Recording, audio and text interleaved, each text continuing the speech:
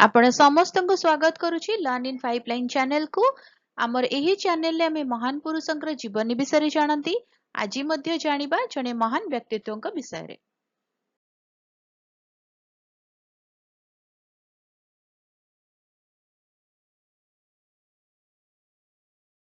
ओडिशार जणे जणाशुणा कवि तथा स्वाधीनता संग्रामी बांछानिधि महांती 20 एप्रिल 1897 मसीहार इरम गाँव जन्मग्रहण करथिले, जहाकू प्रायतः ओडिशार जालियनाबाग कुहा जाउतला।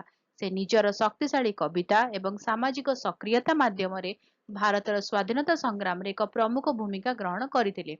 जातीय कवि भाव में जणाशुणा महांती तांकर साहित्यिक प्रतिभा को ब्रिटिश उपनिवेश शासन विरुद्ध रे प्रतिरोध करिबा पई तथा जातिगत अत्याचार तथा अंधविश्वास भली सामाजिक अन्याय को आलोकित करथिले।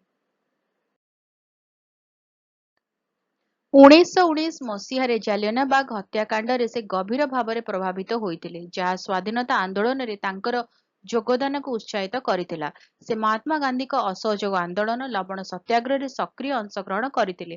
तांकर कविता जहा प्रायतः संगीत रे स्थापित होइतिला, स्वाधीनता संग्रामी पई संगीत गान होई देश प्रेम को उत्साहित करथिला एवं जनता को एकत्रित करथिला। तांकर साहित्यिक अवदान व्यतीत से जने सामाजिक संस्कारक मध्य थिले, जे कि हरिजनक समेत दलित संप्रदायर उन्नति पई ओकिलाती करथिले।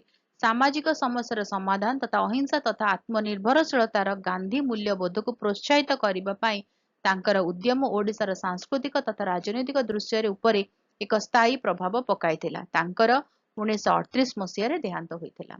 वीडियो केमती लगिला मते कमेंट करके जणाइबे। जदि भलो लगिला ताले वीडियो टिके लाइक कर देबे, वीडियो को अन्य सहित शेयर करंतु, चैनल को सब्सक्राइब करी बेल आइकन प्रेस करी ऑल नोटिफिकेशन को ऑन रखिथांतु। ताले रहूची देखा आगामी वीडियो रे। नमस्कार।